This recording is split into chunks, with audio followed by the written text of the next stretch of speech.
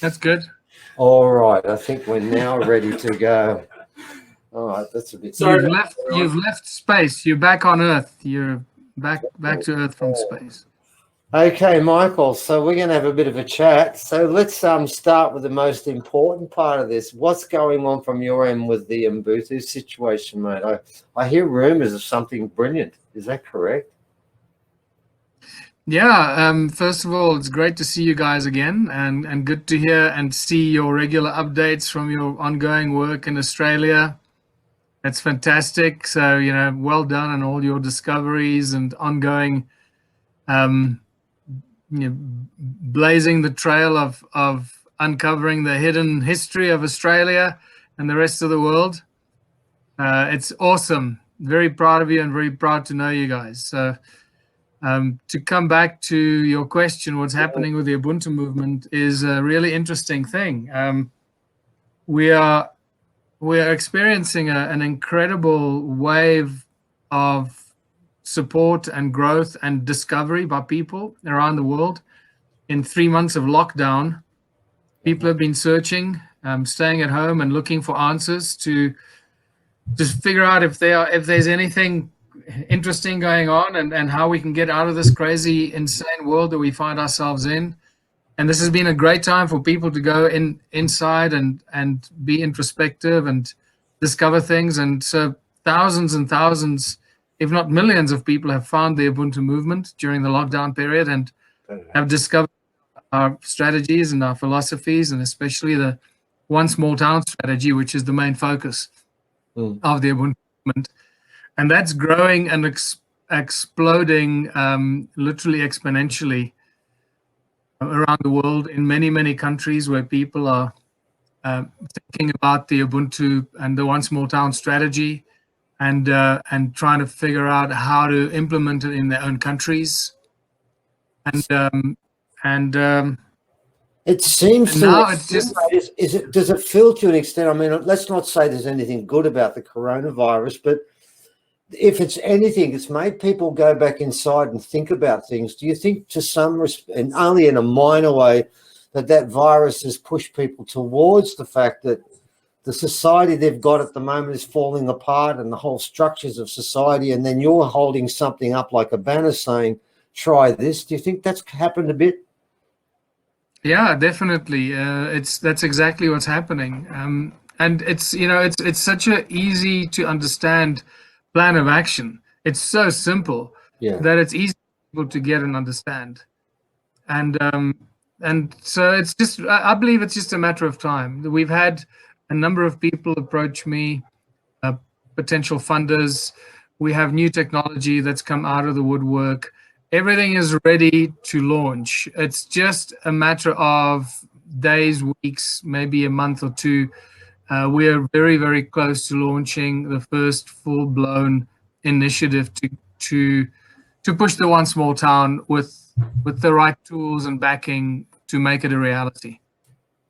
And of course, it's important, Michael, people understand that we know that the word has an African sound to it, but it really does have an international, global sort of repercussion, doesn't it? Because it's a completely different way of living. I suppose, in a way, it's a sort of tribal way of living within buildings and houses and streets and stuff. It really does take back that tribal sentiment again, doesn't it? Oh, absolutely, yeah. And it's interesting you just say tribal, because that in essence what's happening to us right now. People have been locked down, locked up in their homes, in their apartments, on their farms, wherever, and they started to realize that maybe there is something new and something different that we should pursue, and these ideas of becoming more tribal are suddenly a lot more real in many people's lives. It doesn't mean we have to do away with technology. It doesn't mean we do away with the luxuries and the comforts.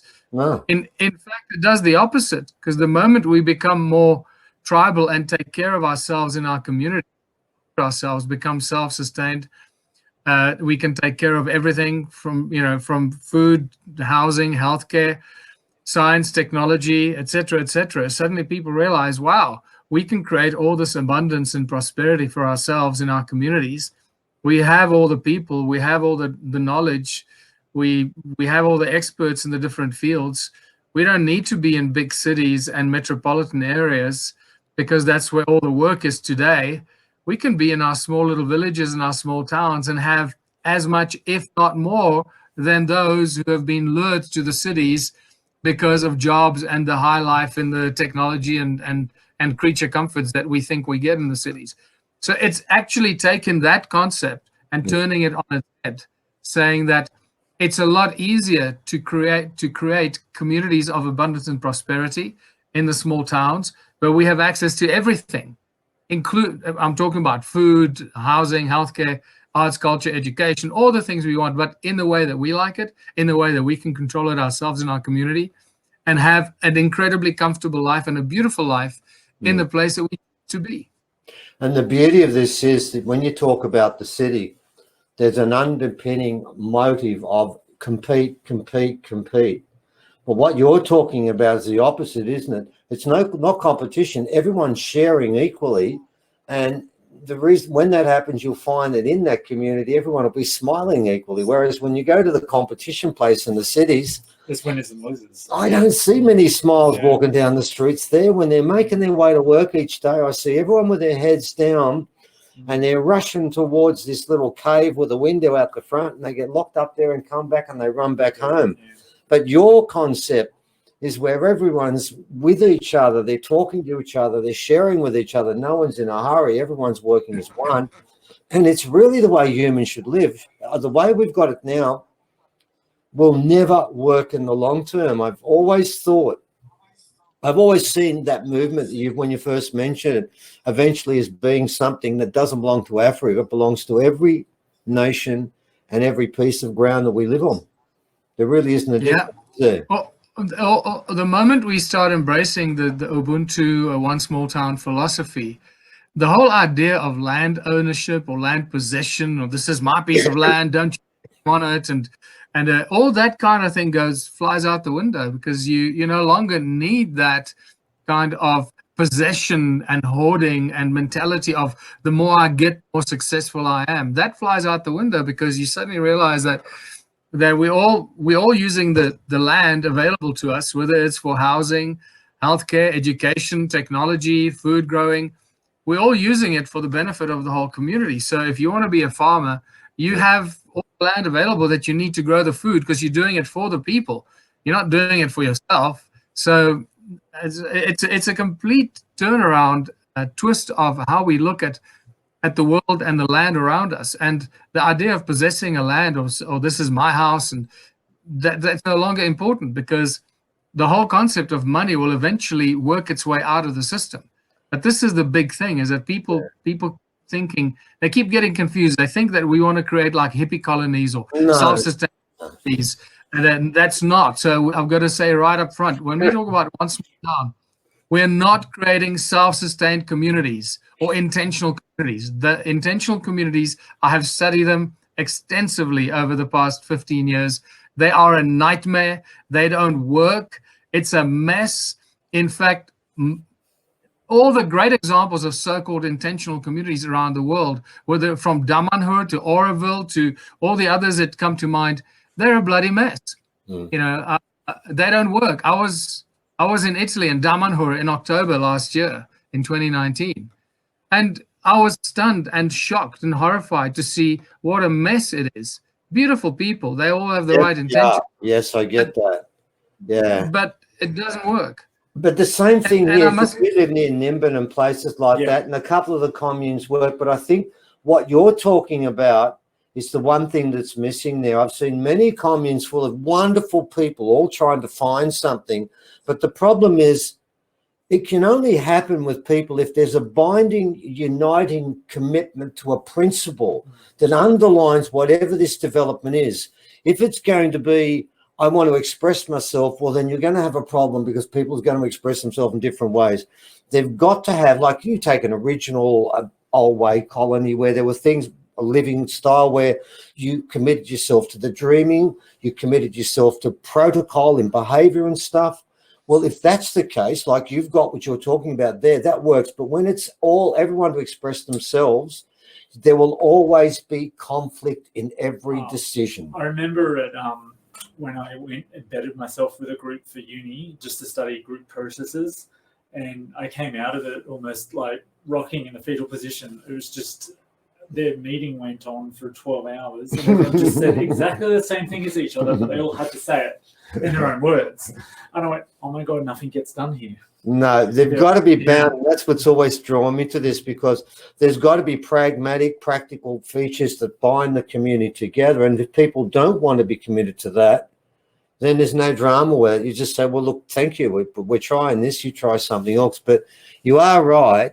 It's very rare. In fact, I think in our area, there are 2 communes that still continue to exist, aren't there? I think there's 2. Yeah. 2. One is a Buddhist community, and therefore they're all committed to Buddhism. So therefore there's an underlying principle. And the other one, of course, is Tunnable Falls. But that's sort of like, they were the very beginning of the hippie culture in Nimbin, and they've had problems. So you're right. We need something to bind us. And Michael, that's what Ubuntu does, because it's I love the way everyone's bound together and we're all equal, irrespective of our skills or our degrees or how much we can read a book. And that society, everyone's equal because together they perform and work on it for each other, don't they? So, yeah.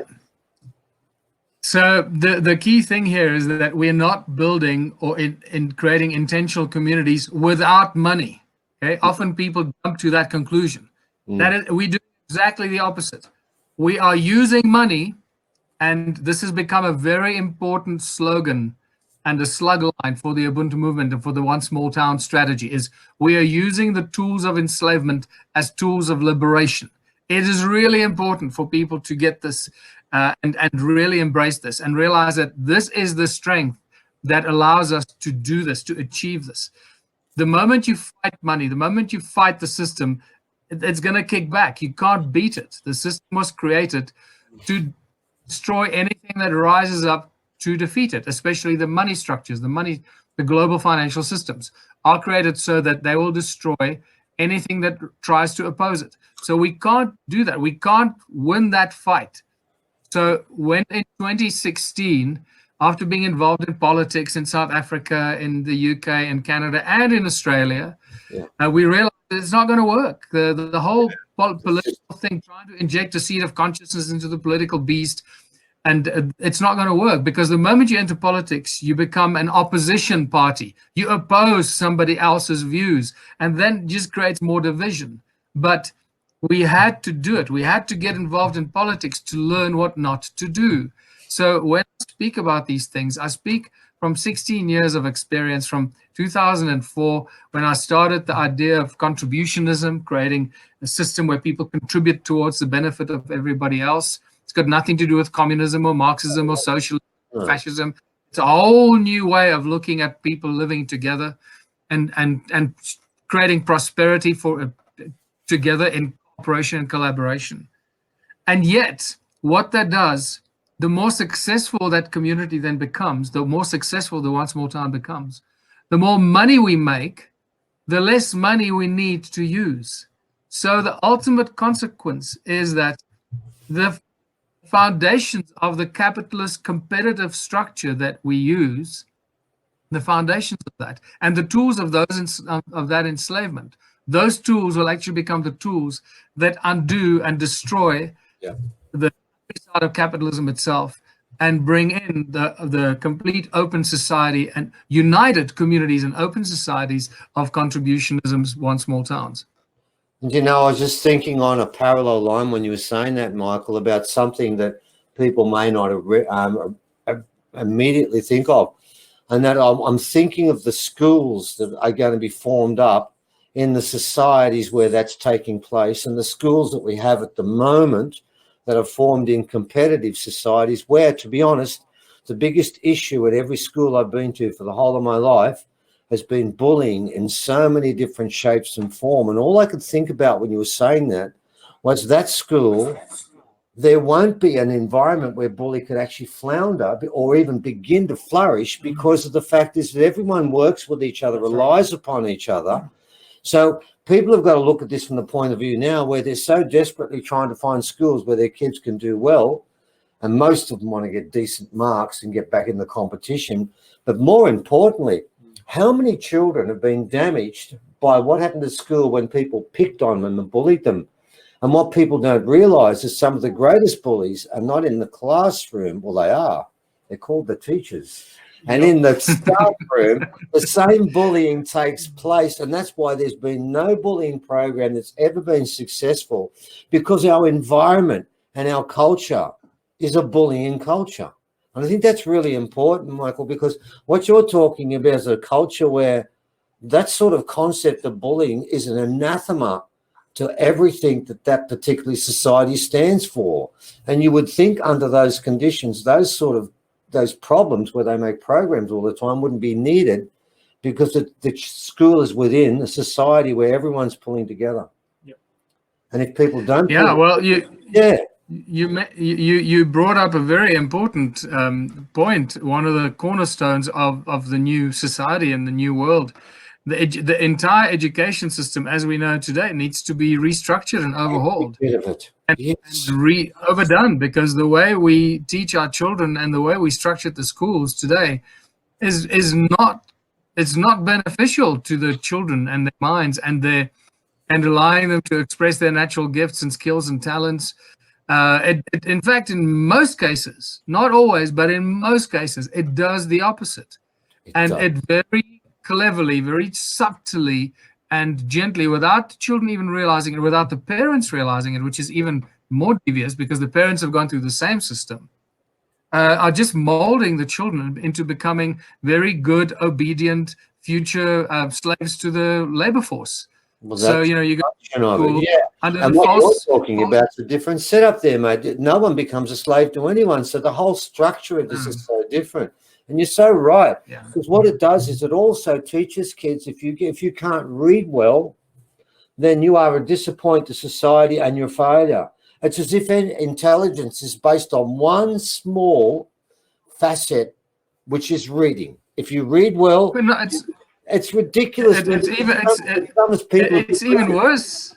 It's even worse than that, Steve. That's just one aspect. The whole thing is that the whole idea of failing, that you fail. You fail. What do you mean you fail? You fail what? Because I can't regurgitate some crap because really it doesn't resonate with me. I'm not interested in it, but now learn it. It goes against everything in my being, in who I am as an individual, a sovereign human being. Now I've got to learn some crap that doesn't resonate with me, and if I can't regurgitate it the way the teacher wants me to I fail, and I'm deemed a failure. That's the thing that we need to get rid of completely.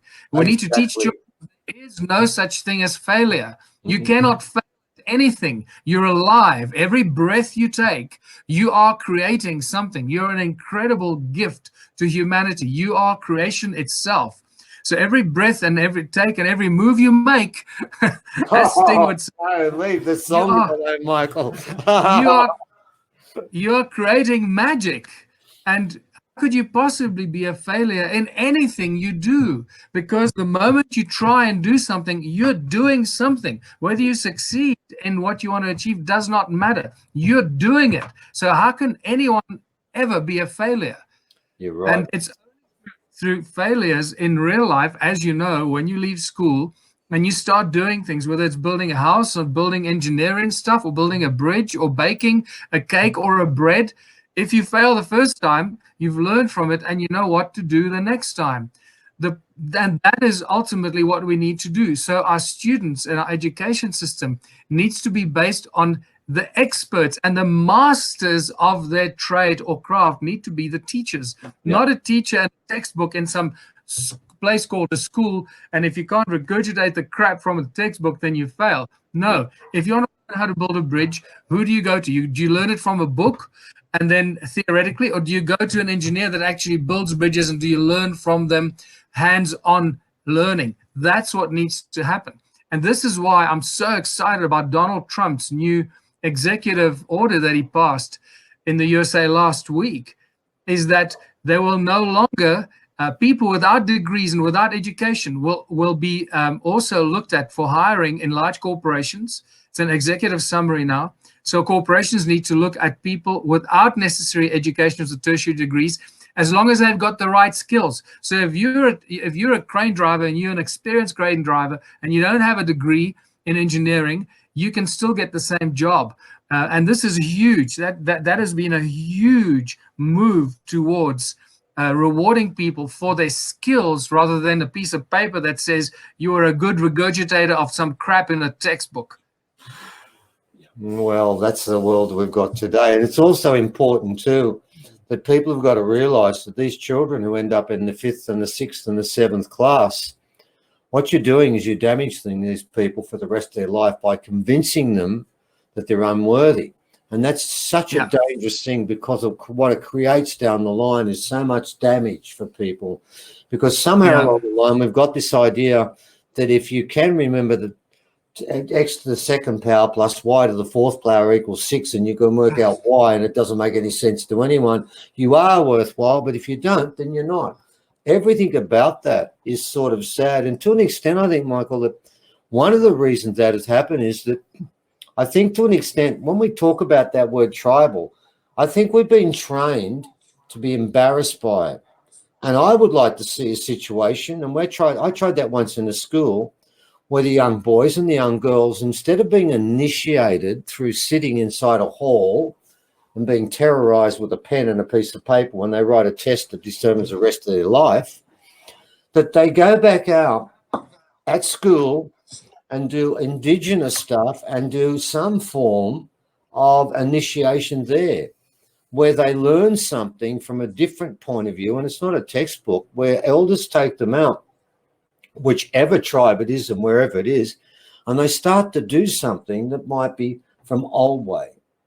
And they inculcate that into the school, and then the boys and the girls do 2 forms of initiation, one with pen and paper and a cultural form of initiation. And at the moment, our societies don't even think that's worthwhile. But maybe in the future, when we become more tribal in the way we do things, maybe some of the way we perform and some of our sort of spiritual actions will start to go back there as well. And if we could sort of change tack, because it does bring us up to something, doesn't it, Evan? It does. It just clicks and it's something that you are personally contacted with and you know quite well. And I wanted to bring this up on the first show, if we could, Michael, because we have a major problem here with a site called Carry On Glyphs. Now, you've been there and you know the site quite well, but I wanted to sort of tell you, Michael, we have a problem there because there's a development. As you might know, in Australia right now, we have a new way of approaching sacred sites. We blow them up. Yeah, it's usually a loud explosion. A loud explosion is very exciting. We also make gated subdivisions for 300 people with a top private tennis court. Or in the case of Carry On, they want to do a subdivision there, a suburban subdivision that goes to within about 200 meters of the caves, the birthing table, the healing table for the women, the star platform, all of it. And we're quite concerned because you've been to that site, you know it is a legitimate site, and we've had to fight so hard because to begin with it was going to be 300 rooms, it was going to be a condominium, people wandering all over the place, causing all sorts of grief. We stopped that, and guess what? This time it wasn't white Rio Tinto. It's now a lands council, an original lands council that's doing the subdivision, and 4 more to follow. And what they want to do is put 70 houses there with the people inside and their relations and their friends. No protection for anything. There isn't anyway. People wandering down through there, walking over the top, and at the moment the glyphs have been sacrilege, the star chart has been matticked, it's been dug out, there's damage everywhere as it is, and their way of saving it is to put more on there. Now this is bad because that site is incredibly important for a lot of reasons. But Michael, there's a really sad part to this. The worst part of this is a site I couldn't take you to. And I'm not allowed to take anyone there. And what happened was one day myself and another gentleman, Sean, that had a film camera, and another gentleman. We stumbled on a women's site. And it was like unlike any site I've seen in Australia. And it was absolutely beautiful. I cannot describe how beautiful it is because I'm not allowed to. Yeah, it's one of those. No. So anyway, we took this back. We filmed it. We photographed it. And we took it back to Auntie Bev, who's the last full descent dark young girl that knew all about this sort of stuff. And we showed it to her. And said, Auntie Bev, I've been to this site. Look what's happened. Look at this. And her comment was, Michael, I'm not lying. You should be dead. And I thought to myself, I thought I'd done something good, and I've been told to drop dead. What have I done wrong here? And then she went further and she looked at the other two, and you two should be dead also. And we're sort of thinking, oh, God, what have we done wrong here? Yeah. Then she told us it is the most important women's site in Australia. Now, the problem is that site, we can't show anyone. We were told we could only show it or show film of it when the United Nations was listing the whole area. And of course, we can't break our word with her, so we have to stick with that. But right now, my concern is this, that particular site is less than 200 meters from the edge of this development. People could wander down there and say, my God, look at that. Let me dig up a bit of it and take it back. Yeah, I want a souvenir. I'd like a souvenir, and tell my mate, come and get some of this. Now, they would do it. I mean, at the moment, the site's got damage everywhere. They put a mattock through the face of this serpent, haven't they? Yes, they have. They've dug up star markers, taken them away. They've put marks through the glyphs. They've drawn a penis through there and all that sort of stuff. This is a big problem. Now, we wrote to the elders rung me up. I wrote an article and I put it to them, cut back on the subdivision, move it back a bit, put in a guide, put in a full-time ranger, and we could put up let's do a compromise, please. But for God's sake, don't put another 300 or 400 people stretching their legs and walking all the way through there. So I'll make this very brief. It's a bit of a plea here. If anyone watches this, we're putting up an online, online conference thing that's on Sunday, and it's changed. It was going to be all about the prophecy at the end of the year and focused on that. Now what we've done is we've put together a regime of how we want to protest about this, and we're putting together right now all the people to send, and we're going to ask people to read an article we put up, which is a compromise, then put a comment on the front and send it off to all these different people and try and get them to stop this, because the Lands Council say, oh, we want to have some land for our own people. I'm not going to argue with that.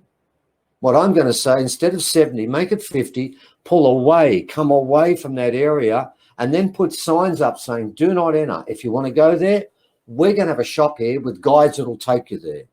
And if you are there without that, we've got a guard around there checking this out. You'll be reported to the police. Do all that sort of stuff and save it.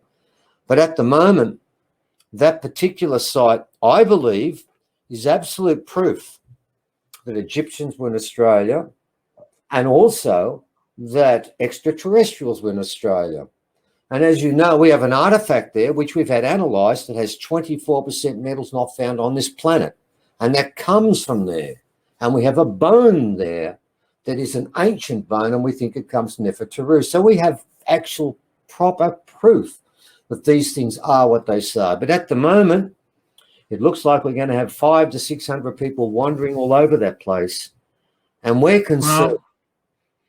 So if you could, ladies and gentlemen, if you could sort of wander on to our online conference for the first talk, which is ours, and then find out how you can actually help us save that site.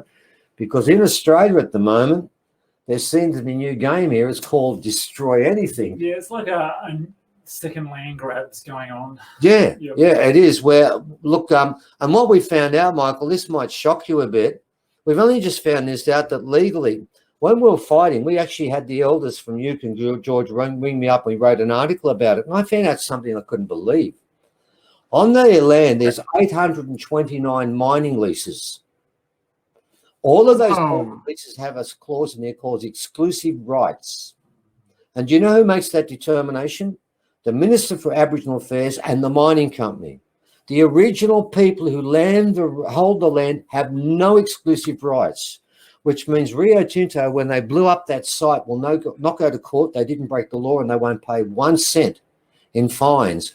But what it means is that anywhere, any form of lease takes place, the original people have no rights over it. So what we're sort of saying Yeah. is, Look, Steve, what you're talking about is nothing new. You know that. You've been dealing with this for most of it. I'm dealing with it here in South Africa the same way.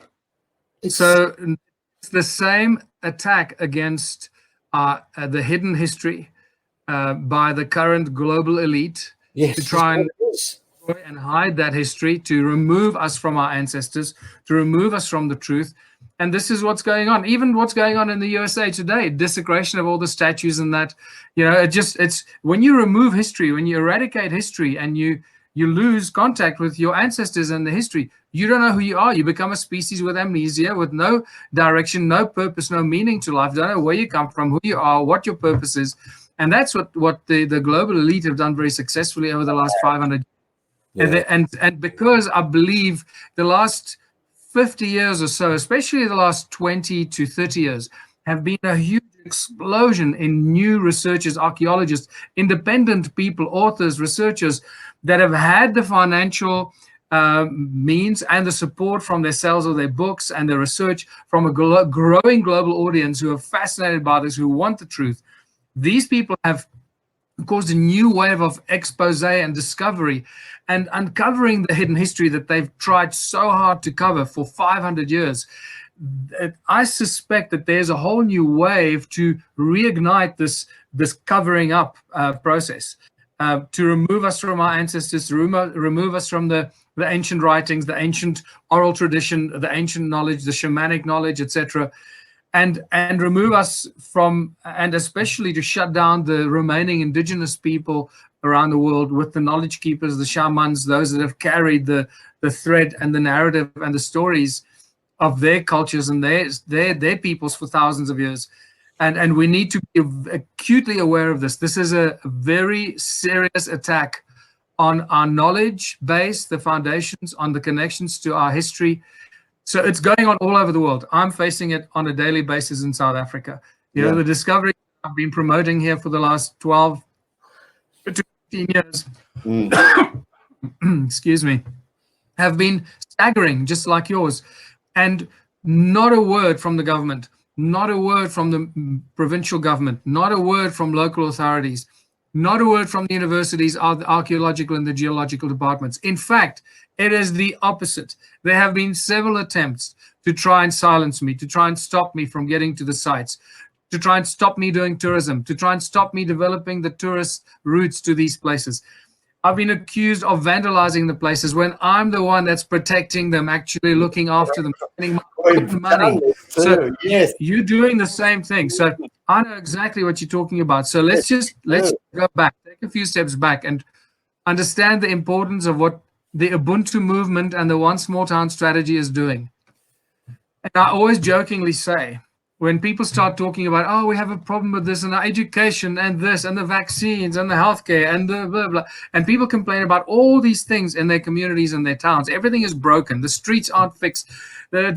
Factories standing empty. And I joke, I always say, we have a solution for that.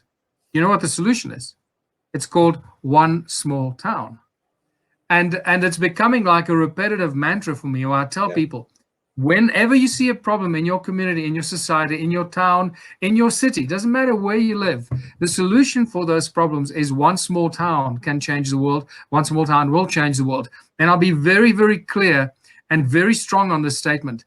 Every problem that we face as the human race, every problem we face, whether it's in the small towns and villages to the cities, the solutions are encoded in the One Small Town strategy. It is spectacular. Even the problem that you're facing with trying to protect ancient sites, or that I'm facing, the moment we succeed with one small town becoming an autonomous zone, I'm using that very carefully now, or let's not use that. It's actually it's got the wrong energy now. When one small town becomes a town that creates its own prosperity and abundance for its own people, those that choose to participate, those that support and cooperate, collaborate to making that town the most successful business and a community that you can find. So they have more money, more success, more technology, more food, more healthcare, more than anything you can imagine, because it's possible. The moment you initiate the one small town strategy, all those things become possible.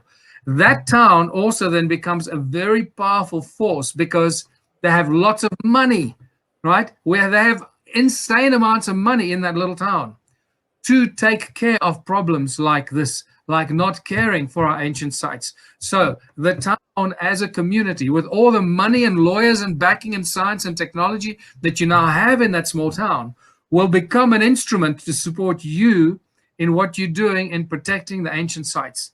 So the small towns that will grow and explode, the ones when they adopt the one small town strategy, will become ultimately will become the custodians and the protectors of all these ancient sites, to make sure that we guard the history that is there, and start to share more knowledge, expose more research, and sharing more and more knowledge as that community starts to shine a light on this hidden human history. So even this, so when I say all the solutions for all our problems are encoded and enshrined in the one small town strategy, even the problems that you and I are experiencing with archaeology, ancient human history, the solutions are in the one small town strategy. It is spectacular. And it resonates all the way through, because what you're doing, it reminds me what Gandhi said when everyone was trying to turn India into a sort of centralized place. He said, no, go back to the village. You're making a mistake. You're running back in there. No, come back to the village. Come back to the spinning wheel. It's the same thing again, he said, because that is the way people will become sort of enlightened and also become in control of their own destiny. Because once you run into that city, I feel like to an extent, and people don't get this, that what Ubuntu will also do is when you run into that city and you get into that train and you race in there, you are a slave. And you're a slave to a system.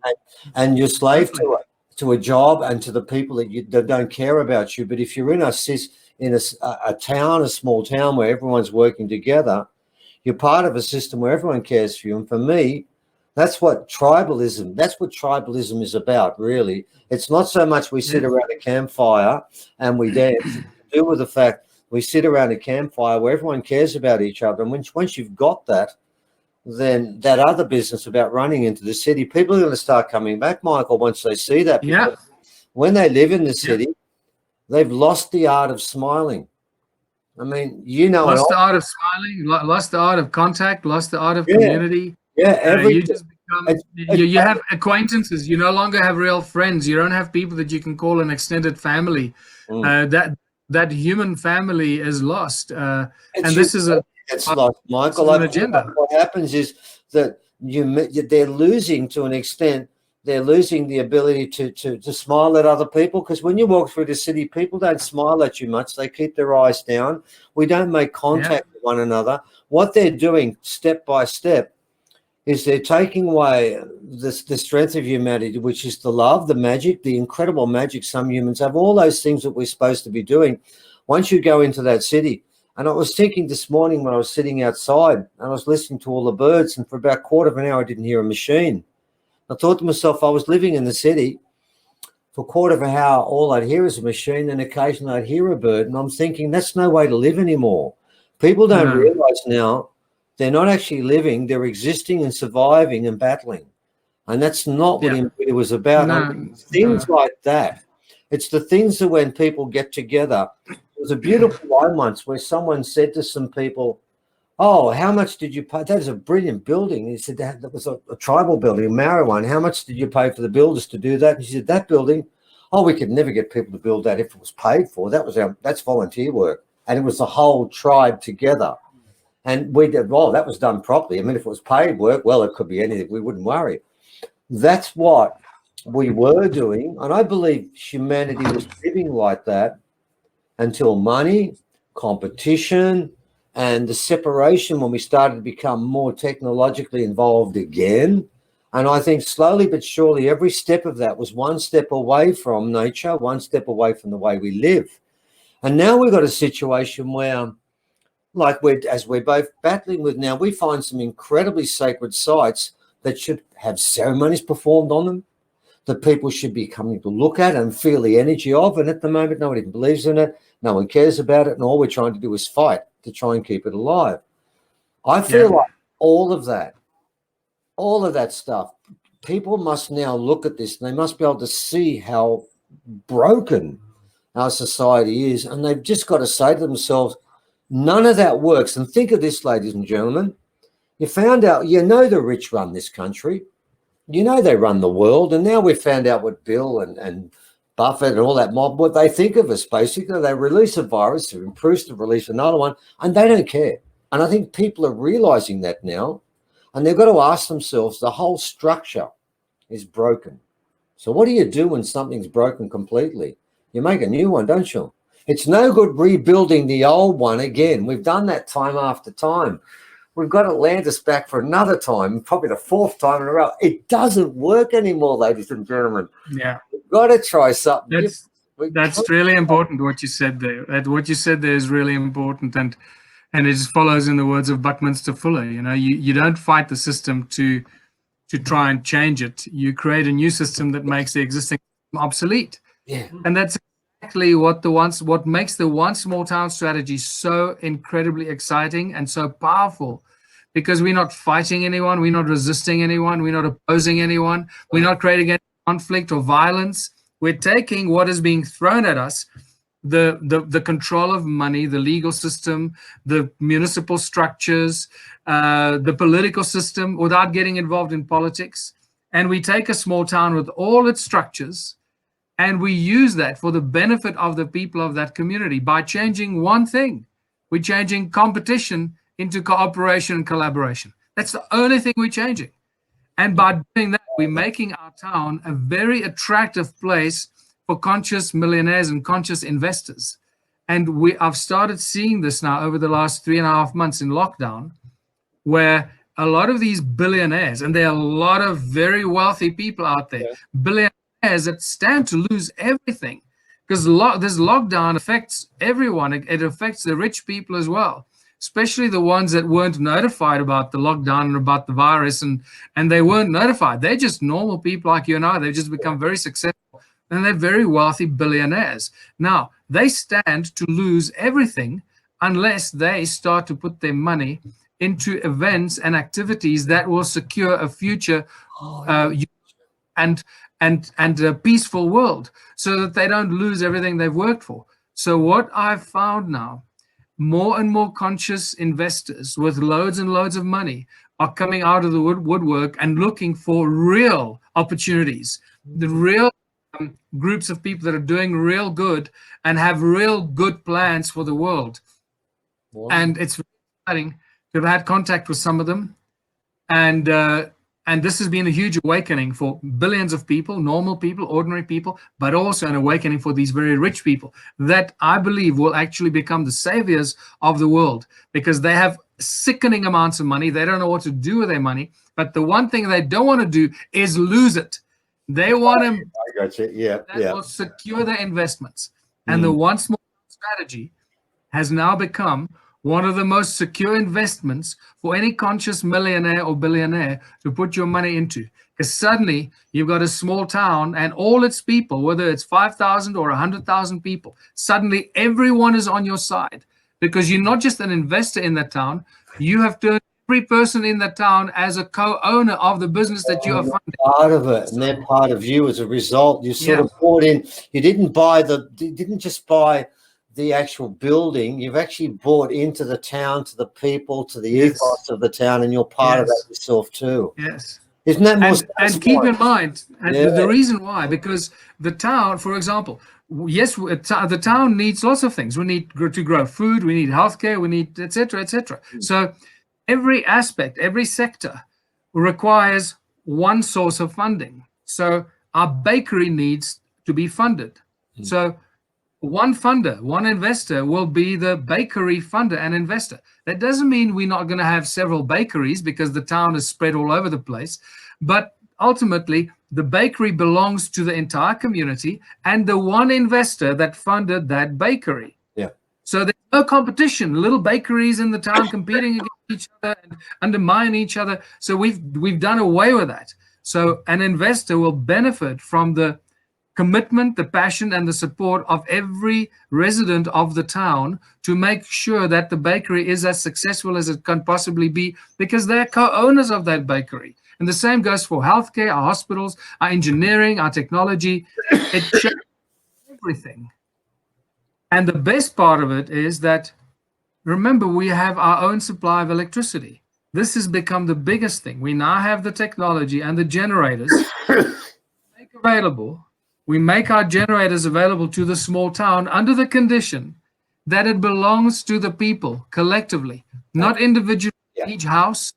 Everyone, and this is why these generators are large. They put out megawatts of energy.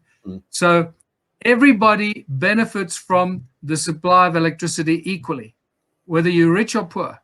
So that is the foundation for the one small town. It brings everyone to the same level playing field, or level, same level, and allows everyone in the community to do whatever they can to contribute towards the society. It is such a simple system. And like I said, what is for me the most exciting thing right now is that I am in discussion with a number of investors that are very serious about this. And we're talking about guys with serious money. We're not talking about $1 million here and there. We're talking about serious investments that it looks like we're very, very close to being able to launch this initiative with the substantial amount of funding. So when it launches, it cannot fail. It can only go one way, and that is up and success, and create that first small town as an example for all the others to follow. And the moment we launch this, it literally is going to be a domino effect. Every town, every community, every mayor that sees this will want the same thing, because they know that that's how they can save their small town, they save their community, make it a prosperous place where they themselves have provided for their future, have secured the future for themselves and their children, and turn their town into a wealthy community where they're creating huge amounts of money. Here's an interesting comparison, okay? Because you may not know this. This is, if you watch one of the new One Small Town videos that I've put out over the last 3 months, there are a number of them now. So please go and watch them. For anyone watching this, go to my YouTube channel or go to the Ubuntu Planet website and watch the One Small Town videos. It'll blow your mind how simple and uplifting and motivating it is. But here's an exciting example. Any global corporation that employs 5,000 people or more, the average annual turnover of such a corporation of 5,000 people is $1 billion or more. $1 billion or more, corporation with 5,000 people. We can start bearing our small towns, because we actually turn our town into a business, into a successful business, where the people are the co-owners of all the businesses. It's a business that's made up of different divisions of smaller businesses, right?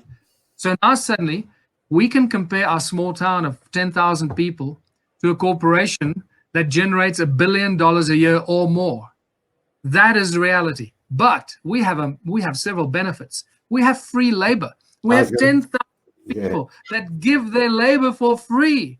So not only compare ourselves with a corporation that generates $1 billion a year, we will generate whatever we make or manufacture or grow much cheaper than any other corporation of the equivalent size. Therefore, we become an immediate threat and a severe competitor to any global corporation, whether it's Microsoft, whether it's Apple, whether it's the big pharmaceutical companies. We will make it cheaper, better, faster, because we choose to do so, and we do it together. This is a spectacular plan that once implemented can never go back, can never regress to the way of life that we experience today. You're actually contradicting a major part of all economic models where they say the competition makes things cheaper. What you're saying is, no, we will not have competition. And because of that, it will be cheaper, because that was a lie when they told us the competition would make things cheaper, because they all work together anyway, and they lift the price up. You're going back to contradict the major model, the major assumption about economics, which we've all found out was a pack of lies anyway. Competition doesn't do that. It actually destroys our society, because within it, it's a corrosive element, because people competing against each other, it brings out the worst of us. It really is it's the way we should all be living, Michael, in the future. And I believe, as Evan and I, we both know that the original people have a prophecy for the end of this year. And we're doing sort of a series of these up until that time. And the second part of it is called What Comes Next. Seriously, ladies and gentlemen, Michael's talking about when our society changes. It's no good saying, well, it's all great and wonderful. Let's go back and try what the hippies did in the late 60s, and we'll see if it works this time. Because guess what? It ain't going to work again. The problem is when when something falls apart because it's no good, you can't go back to either model because neither work. It's got to be something different, but it must have a binding principle. And the binding principle in yours is basically love and sharing, that we look after each other as a group. And we respect each other. And competition doesn't do that.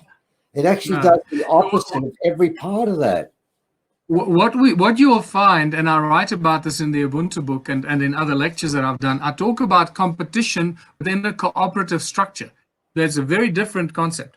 Like, for example, in our one small town, we might have the science laboratory and we'll say, okay, well, let's break the scientists up into two groups. And we'll say, let's see who comes up with a cure for cancer, the best cure for cancer. So now they start competing against each other in their own little groups. But it doesn't matter that they're competing because the outcome is the outcome that will be shared with the people, which is the best outcome. So that's what I call competition within a cooperative structure. And that's a very different animal than competition within a capitalist structure. Yes. Big difference. It's a bit like I play someone in a game of tennis at the end. You won, we shook hands, and we go and play some more tennis together.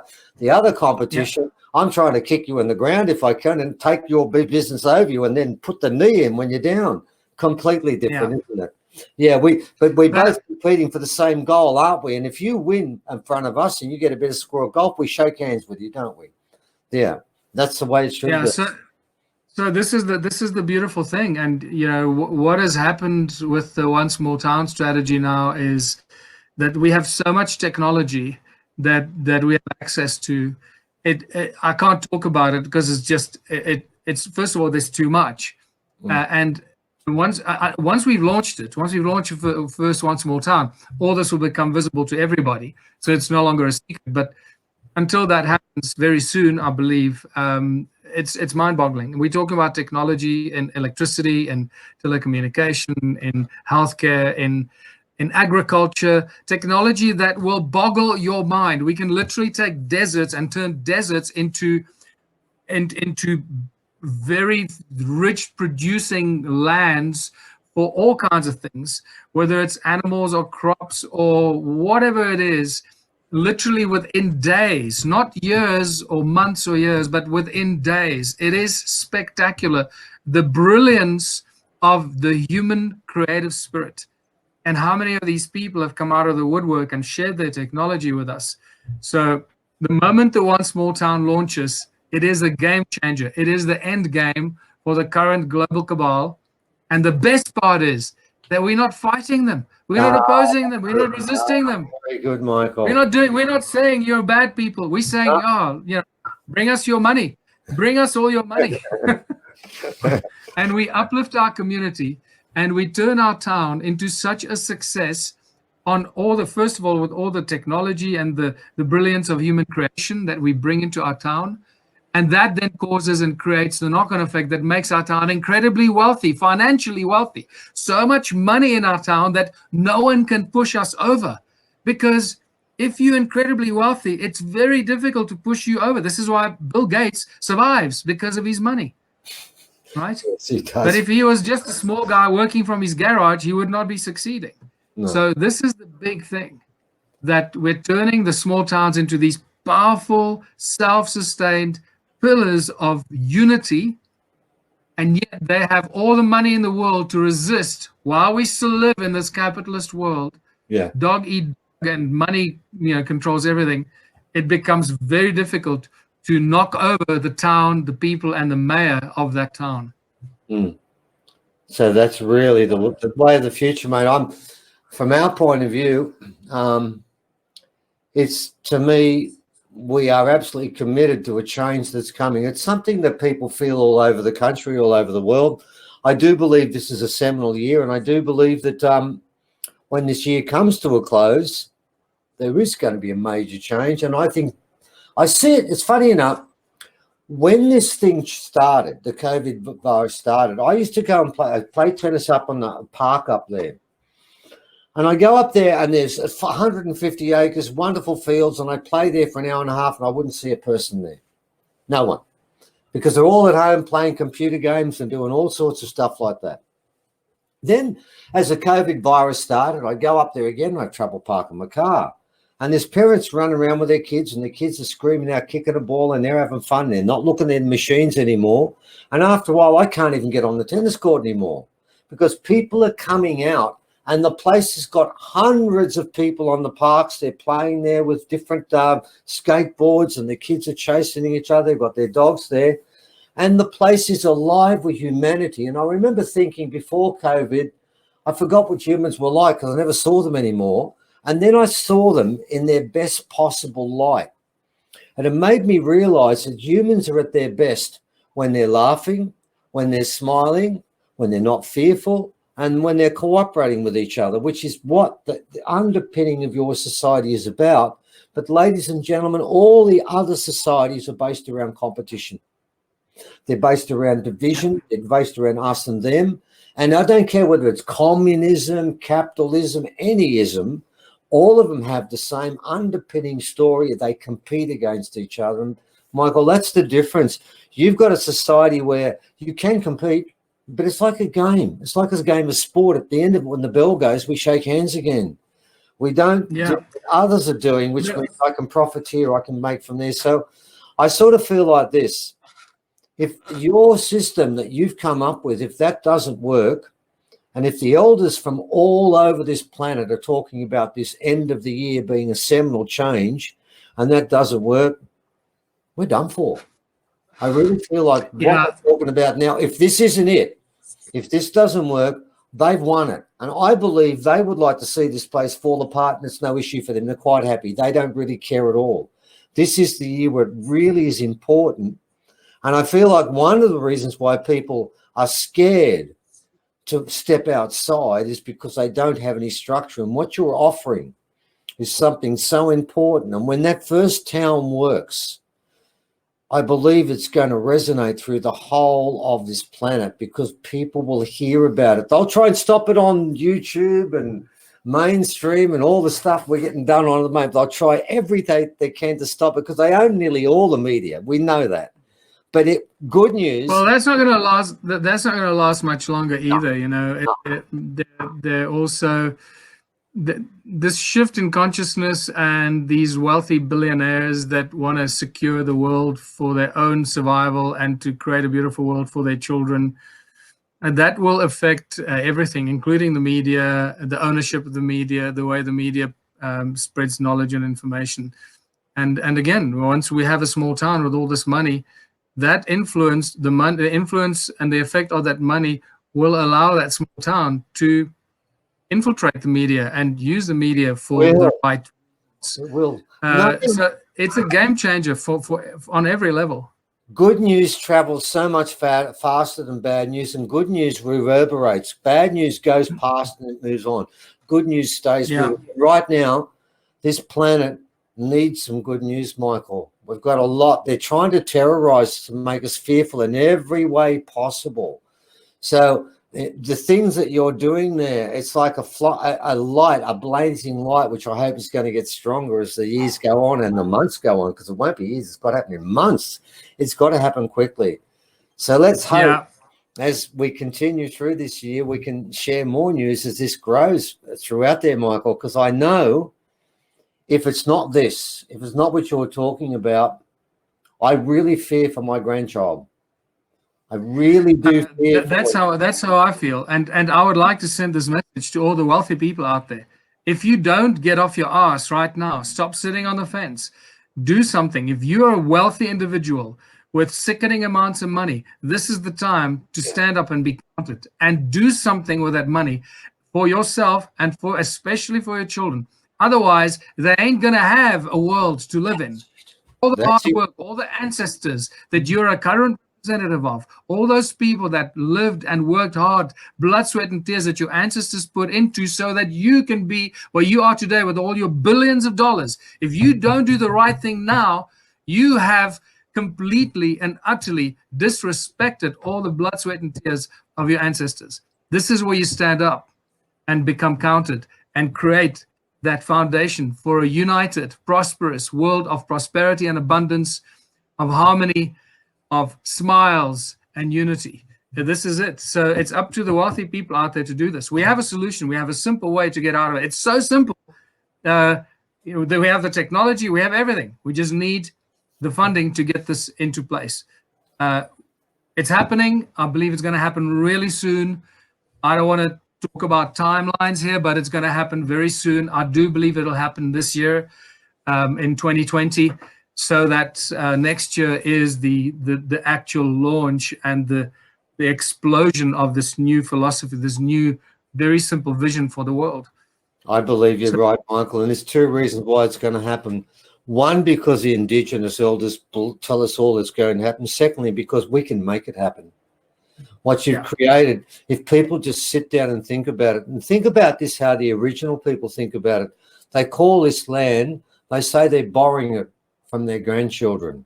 Well, at the moment, we've got to think like that. It's not our land, it's our grandchildren's land. And what you're trying to do is to make a society where our grandchildren will be honoured and will have something to give to them, because we have nothing at the moment. So let's, as we go through the year, Michael, let's hope that I know that there's going to be more of this. There's a change coming, and you're preparing for it, aren't you? You're giving us something. You're giving us something to hang on to, something visual that we can look at and say, okay, if this is all falling apart, what is there? Michael's involved in putting together right now, so let's stand back and admire it. Eh? Yeah. Well, it's just it's a simple idea. I was blessed with the thread. Somehow the universal consciousness chose me to find this thread that I was able to unravel and see the simplicity of it. It took a long time, many years, and lots of blood, sweat, and tears, every cent I had. But this is not my idea. It's a universal idea that I was the messenger for originally, and now there are lots of people that have shared this, lots more people sharing it. So, in Australia, we have a lot of exciting activity going on in Australia. Mark Burden in Melbourne is working very, very hard on contacting all the mayors in Australia. And he's doing a great job of, I think he's contacted like a quarter of all the mayors in Australia at this stage, and has had a phenomenal response. I think we've got something like 13 mayors or a good number that are really interested in this. This is fantastic. So Australia is definitely going to be a stronghold and a good starting point for the one small town. It's just the funding. We just need to land the funding now, and that's very, very close. And maybe somebody watches this who's a billionaire or multi-millionaire that says, wow, I got $20 million or $100 million. I don't know what to do with. I'd rather invest it into securing the world for my grandchildren than blowing it on the stock market. Do this. We'll find those small towns in Australia. I have no doubt in my mind that Australia, the USA, South Africa, probably Canada, the UK, and a lot of the English-speaking countries, obviously, will be the places that we start the small towns very, very soon. And then there are also other places like France and Germany and Italy, Brazil, other non-English speaking countries that we have huge support and a huge one small town wave that's growing all the time. Well, there's small towns dying all over the world, and they want to stay together, and they don't know what to do anymore. What they think is, oh, well, the kids are going to keep going, the shops keep turning down. What can we do? And they just stand there passively looking at it and saying, isn't it sad? I wish we could do something. So I'm not surprised there are mayors in Australia that are in country towns looking at the fact that every day more people are moving out, and they don't see a way. All they see is everyone moving into the big cities. You're right, Michael. It's going to turn around, and you're giving them a structure. So I see good ahead. I see a lining. I see a bright lining at the end of this cloud. And I do believe this year is seminal for so many different reasons. And I don't think it's a coincidence that your movement now is starting to pick up momentum and starting to gather force, because I believe at the end of this year, your movement will be solid, because I think the change is coming and people are going to feel it. And they're going to say, let's prepare for it. So, yeah. Look, it can happen two ways. It can happen slowly and organically, where people find the message and they do it themselves, they evolve it themselves, and they eventually get it off the ground. Or it can happen with the large chunk of funding that we expect. That way, we just literally just go in there and build it. You know, when you build it, they will come. Mate. I want the second one, because we need it. We need this all over the planet right now. The planet is aching, and the people on this planet now are sick of what we've got, and they need it. I want this to happen, not in one place. I want it to be everywhere, and I want to be able to go to every state in Australia. I want to see 3 or 4 of these towns starting up already. That's the goal. Once it goes, it's going to become an unstoppable domino effect. Exactly. That's why I want it now. You're not going to be able to straight away, Michael. Yeah, definitely. You can imagine a group of people. I mean, sorry, I shouldn't say that. I'm saying I want it straight away, as if I'm demanding it. I do apologize. Yes, Michael. So do I. I want it now. Yeah. That's not mine. From you. Guys, I think what I'd like to do is, while we're just finishing off here now, I think we've just done an hour, so maybe we'll finish that off. What I like to do is people, just to guide them in the right direction. Okay, know that this is real. Know it's happening. It's taken 16 years of development, of blood, sweat, and tears. It's not something that was thrown together overnight or in a month or a year or even 10 years. 16 years of work on this one small town strategy. So it's a fully evolved philosophy and a fully evolved idea that can now be taken by communities and towns and mayors and just put into practice. Literally, everything is there for anyone anywhere, and implement. All the step-by-step developments are there. Please go on to the Ubuntu Planet website. You can either go to ubuntuplanet.org or onesmalltown.org. Takes you to the same website.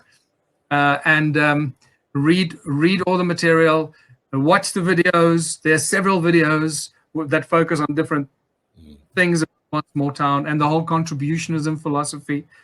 Read the letter to the mayor, read the manifesto, so you're fully informed about how it works. It's really simple, but don't just go and read one page somewhere and then run off and start telling people about this, because you don't have enough information. First, get as much information as you can get before you start trying to share this with the world, because what happens is people are often negative. You'll find and encounter a lot of negative people, and they'll try and shout you down and try and be negative. And if you don't have enough information, they shake you and shake your belief. So you need to inform yourself and know it as well as I do, so it becomes part of your genetic makeup. So nothing anybody can say will give you doubt or shake you, because you know that this is the only way forward. There are no other systems or any other structures that I've found that present such a completely holistic and fully inclusive socioeconomic structure that includes everyone, that involves everyone, invites everyone, never rejects or turns anyone away. It is an incredible, fully inclusive model for a whole new society. So please inform yourself completely and then go and share it. And go to Ubuntu Planet Australia and support Mark Burden. He's doing an incredible job. If you need to, speak to your mayor. Tell your mayor to watch the video, send them a video link, and start spreading the message. It's up to the people to do the ants, to do the work, right? And then the few of those that have really embraced this, that then carry on and do the actual activation. But the message can be spread by everybody, everywhere around the world, in every country. Exactly. So, well, can I just close by saying exactly what you said on a different level, insofar as we've got this online conference and we're desperately trying to save this site. So people, again, if you could come and join that conference and then find out how you can help us fight for that carry-on site. We need our sacred sites in the change, because when this world does change, we're going to learn about spirituality again. We're going to learn to go back on the land. We need to keep these things before they're destroyed. So I know it's not as global is what Michael's talking about, but it's indicative of the problem we've got today. And people will change this. We will change this planet as a group, not as individuals. People have got to band together, whether it's living together, the way that Michael's set up and spent a long, long time putting together. He's dead set right about that, and he's been passionate about it all the way through. In the meantime, if you could join us on that online conference, we need some bums on seats to stop this, because looks like we're going to have beer cans thrown at us again and stuff like that. Because when they stopped this before, people were chucking beer cans when they camped on the side of the road. But anyway, the world is changing. And I know next year, Michael, Ubuntu will be a new way of living, and we're all going to be part of it. I just know that's going to happen. So great talking to you this time. Let's do it again. If you're happy with that, mate, I'd like to continue doing this, because this is the right time to talk about stuff like this, because the world needs some positivity. We've got enough of the other stuff everywhere. Yeah. Well, I'd like to suggest we do it again this time next week. Beautiful. And then we'll tackle a whole different subject, and that's some of the discoveries, the great discoveries that you guys have made. I have so much to share with you with the discoveries here. It is so mind-boggling. And I'll whet your appetite a little bit. Since January 2020, when I finally got my drone and I started to fly my own drone, so I could literally watch and see, look at what I wanted to look at. Above. A whole new world opened up to me, looking at the stone circles. So my new video channel has got hours and hours of drone footage of the ancient ruins, which just, it completely boggles your mind when you see the size and the expanse of it. But the big thing that I discovered is that the rivers, the streams, and the ravines are younger than the ruins and the terraces and the stone circles that cover the mountains. The ancient ruins were there first, and then the rivers formed and eroded many of them away. This is a huge new breakthrough bit of my research. So something so old and so ancient, it boggles the mind, and we'll pick up on this in the next conversation that we have with the incredible Stephen Evan Strong from Australia. But we had to do Ubuntu first. We had to do that one first, obviously. But yeah, we've got plenty of stuff we can talk about next time. Look forward to it, Michael. It's great fun. It's a really relaxing and great to see you again, mate. So yeah, good fun. You too. Excellent. Keep up the great work down under, and I'll look forward to catching up with you. Let's do it again next week, and we'll talk about some exciting ancient stuff. Excellent. Definitely. Good fun, mate. Awesome. It was a really great idea. All right, guys. Okay, guys. Ciao, Steve. Ciao, Evan. Bye. That's good fun. I enjoyed that.